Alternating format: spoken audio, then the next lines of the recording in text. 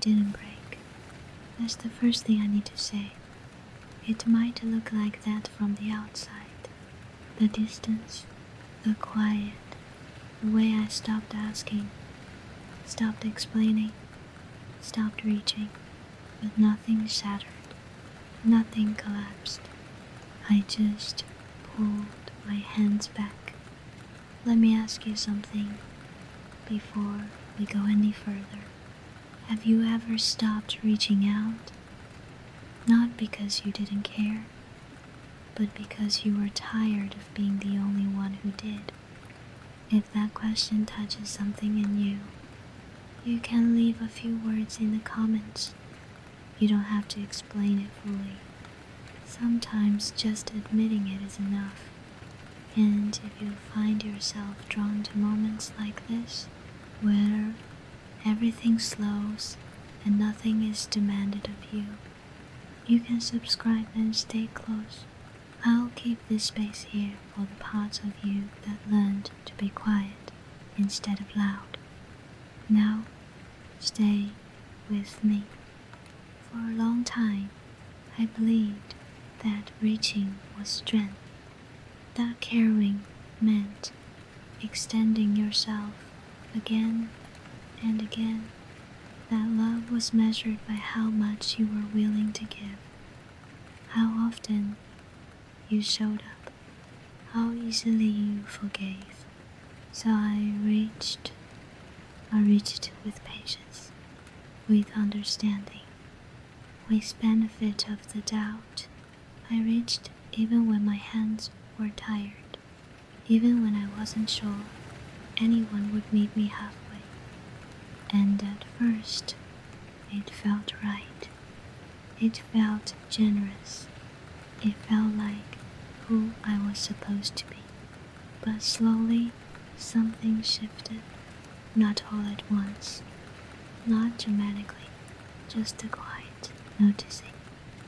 I noticed how often my reaching went unanswered. How often my care was expected, but not returned. How often I was told I was too sensitive for wanting the same effort I gave so freely. So I reached less, not as punishment, not to teach anyone a lesson. I reached less because something in me needed protecting. There's a moment when reaching stops being brave and starts becoming self-abandonment. I crossed that line without realizing it. I told myself I was fine, that it didn't matter, that being low maintenance was a virtue. But my body knew the truth before my mind did. My shoulders stayed tense. My chest felt tight. My words became shorter. And eventually, my hands stopped reaching altogether. Not because I didn't care, but because caring without being met hurts in a way that doesn't bleed, but lingers. When I stopped reaching, people noticed. Some were confused, some were offended, some didn't notice at all, and that told me everything. I didn't break. I adapted. I learned that not everyone deserves the same access to you. That presence is precious. That effort should be mutual, not assumed. I learned that silence isn't always distance. Sometimes it's a boundary. There's grief in that realization. Grief for how open you once were, or how easily you extended yourself. I miss that version of me sometimes. The one who believed connection would always meet her halfway. But I don't miss how tired she was. If you're listening right now, and you've stopped reaching too, I want you to know this.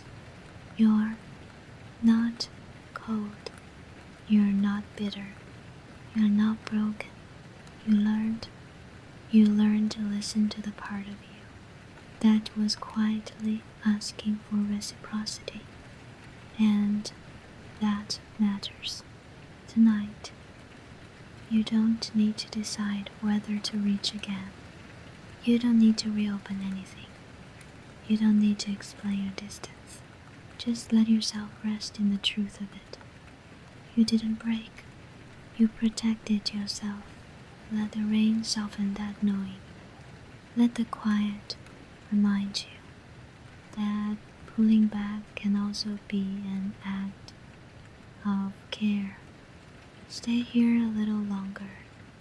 You don't need to reach for anything right now. Good night.